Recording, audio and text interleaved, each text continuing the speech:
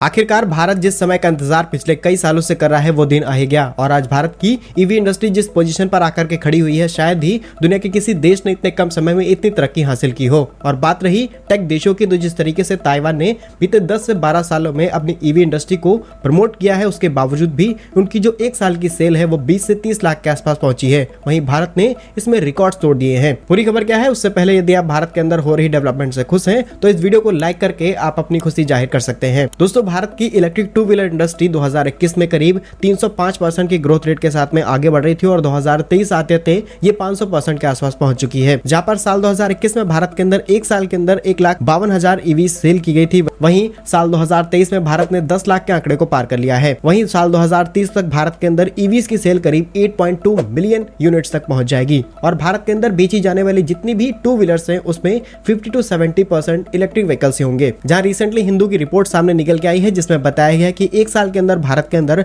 बेचे गए 10 lakh electric vehicles में से 4 लाख इलेक्ट्रिक व्हीकल्स की जो मैन्युफैक्चरिंग है वो सिर्फ तमिलनाडु के अंदर की गई है। वहीं आरटीओ ने रजिस्टर्ड डेटा के मुताबिक बताया कि 20 सितंबर 2023 तक भारत के अंदर करीब 10,44,600 ईवीज सेल की गई हैं और इसमें से 4,10,000 की मैन्युफैक्चरिंग सिर्फ अकेले तमिलनाडु में हुई है, जिसमें 6 शहरों को हाईलाइट किया गया है: कोयम्बटूर, तिरुचि, कोयम्बटूर, मदुरै, सैलम, चेन्नई। वहीं अभी भी भारत की इलेक्ट्रिक टू व्हीलर इंडस्ट्री में बहुत ज्यादा पोटेंशियल है और करीब 2025 तक इसमें 50,000 करोड़ रुपए तक की इन्वेस्टमेंट इजीली की जा सकती है और करीब 1.5 लाख नौकरियां इस पूरी इंडस्ट्री में जनरेट होंगी। साल 2013 से लेकर के 15 के बीच में भारत के अंदर जो मैन्युफैक्चरिंग कैपेसिटी थी वो सिर्फ 6 लाख थी, लेकिन अब ये मैन्युफैक्चरिंग कैपेसिटी डबल हो चुकी है।